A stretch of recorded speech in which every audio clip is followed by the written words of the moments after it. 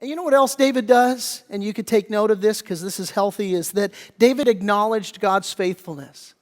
He acknowledged God's faithfulness in the past, he acknowledged God's faithfulness in the present, and he acknowledged God's faithfulness in his promise to come in the future.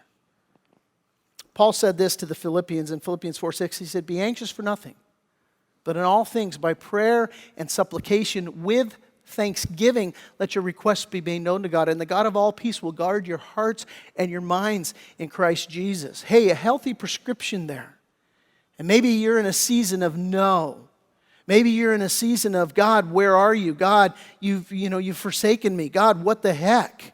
Can I really trust in you?" Listen, be anxious for nothing. Take a prescription from David here. Go sit before the Lord, and then just take a prayerful walk with, "Hey God, how have you been faithful to me in the past? How are you being faithful to me right now in the present? What are your promises for me in the future?" Because listen, as you're anxious, and we very rarely live our lives in the present.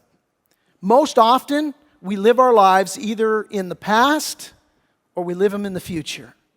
We either live our lives just constantly focused on the rearview mirror of all that's happened to us, or we live our lives looking to the future and stressing and worrying about the future, right?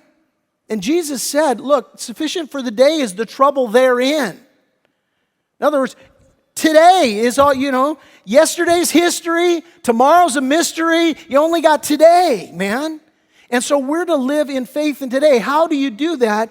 Man, you do remember the history of how God has been faithful. You do look forward to the mystery of the future by what God has promised you in His Word. And so whatever it is today, you can say, "Lord, you're faithful. You're faithful. You've been faithful then. You're being faithful now. You're going to be faithful in the future. Lord, I can trust in you. I can hope in you."